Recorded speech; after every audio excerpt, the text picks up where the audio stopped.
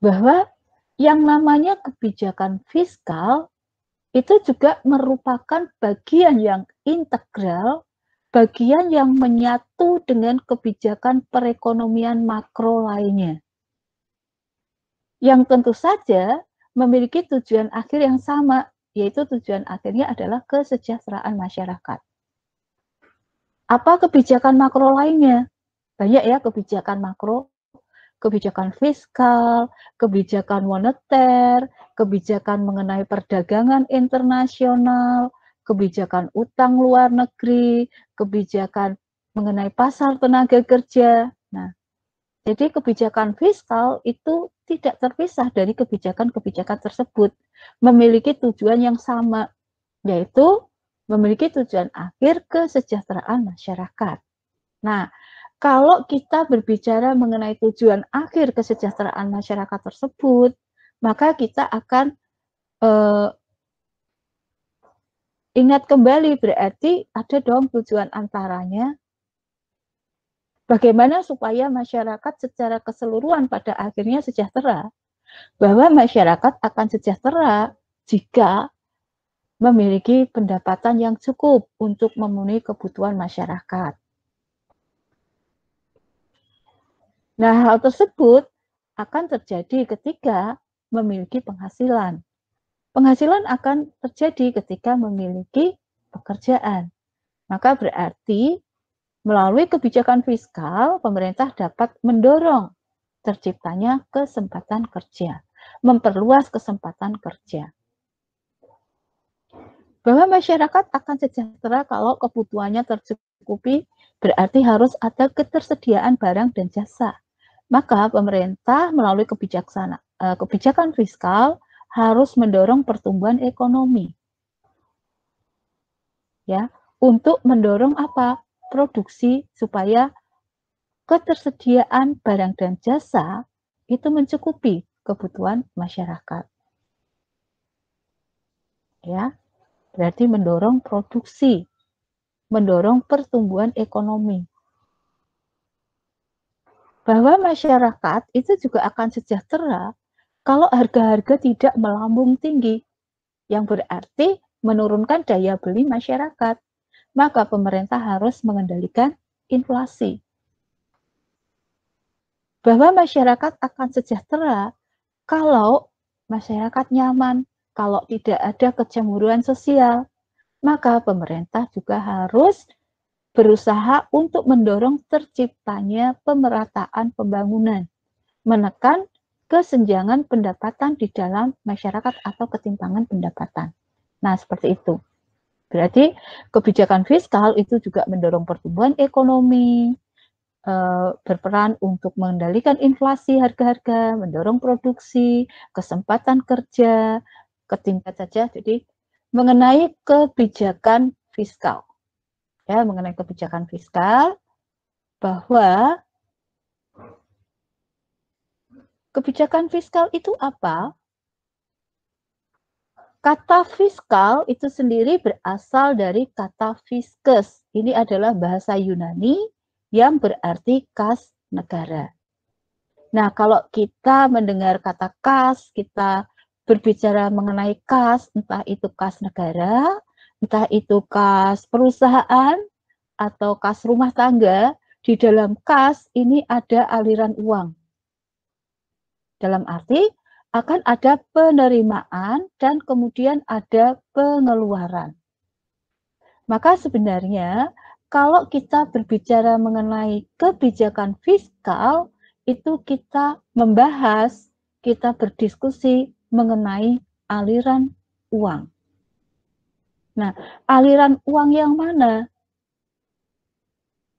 Dalam arti luas, aliran uang itu berarti aliran uang di dalam perekonomian. Kalau kita berbicara mengenai aliran uang di dalam perekonomian, kita kembali lagi pada siapa sih pelaku perekonomian secara makro? Masih ingat ya? Ada 4 pelaku utama, ada 4 pelaku. Yang pertama adalah sektor rumah tangga, household sector. Yang kedua adalah sektor bisnis. atau sektor swasta. Yang ketiga adalah sektor pemerintah. Dan yang keempat adalah sektor luar negeri. Aliran uang melalui sektor rumah tangga kita sebut sebagai pengeluaran konsumsi, C. Melalui sektor swasta atau sektor bisnis kita sebut sebagai pengeluaran investasi, investment, I. Pengeluaran atau aliran uang melalui sektor pemerintah kita sebut sebagai government expenditure. Harus diingat di sini bahwa government expenditure ini adalah pengeluaran pemerintah untuk pembelian barang dan jasa. Maka pertanyaannya adalah, bagaimana kalau aliran uang atau pengeluaran pemerintah tersebut untuk pembelian barang modal? Nah, kalau pengeluaran pemerintah itu di dalam bentuk pembelian barang modal, berarti pemerintah itu berperan sebagai swasta, akan masuk di investasi. Jadi G ini adalah pengeluaran pemerintah untuk pembelian barang dan jasa. Kemudian aliran uang melalui sektor luar negeri kita sebut sebagai net export, ekspor neto, yang merupakan ekspor dikurangi impor. Maka yang namanya ekspor neto ini bisa positif, bisa negatif. Ketika ekspornya itu lebih besar dibandingkan impor, maka ekspor netonya positif. Tapi ketika ekspor lebih kecil dibandingkan impor, maka berarti ekspor netonya itu negatif. Dengan demikian, maka kebijakan fiskal di dalam arti luas adalah kebijakan yang mempengaruhi aliran uang dalam perekonomian, dalam arti mempengaruhi pengeluaran konsumsi masyarakat, pengeluaran investasi oleh sektor swasta, pengeluaran pemerintah untuk pembelian barang dan jasa, serta pengeluaran oleh sektor luar negeri dalam arti ekspor neto. Kebijakan yang mempengaruhi C, I, G, dan X minus M. Nah, selanjutnya aliran uang dalam arti sempit. Aliran uang dalam arti sempit itu merujuk pada anggaran atau budget. Dalam hal ini berarti adalah anggaran, pendapatan, dan belanja negara. Oleh karena itu, maka kebijakan fiskal dalam arti sempit adalah kebijakan mengenai APBN. Jadi, bagaimana pemerintah mengatur, mencari, menentukan besarnya pengeluaran, mengenai kegiatan-kegiatan pengeluaran yang membutuhkan pengeluaran, dan mengenai bagaimana pemerintah akan mengatur, mencari sumber-sumber penerimaan. Jadi itu adalah kebijakan fiskal dalam arti sempit, yakni kebijakan mengenai anggaran, pendapatan, dan belanja negara. Kebijakan fiskal ini biasanya cukup dekat dengan kebijakan moneter. Apa sih yang membedakan antara kebijakan fiskal dan kebijakan moneter?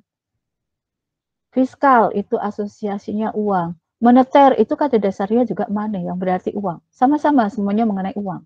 Tapi kalau kebijakan fiskal itu adalah flow-nya, alirannya, sedangkan kebijakan moneter adalah quantity-nya, mengenai jumlah uang beredar, mengenai kuantitasnya. Mana yang diterapkan oleh pemerintah, kebijakan fiskal atau kebijakan moneter? Jadi kalau saat ini jarang sekali pemerintah itu menerapkan kebijakan fiskal saja atau kebijakan moneter saja. Tetapi lebih sering pemerintah itu menerapkan kebijakan secara bersama-sama yang kita sebut sebagai mixed policy.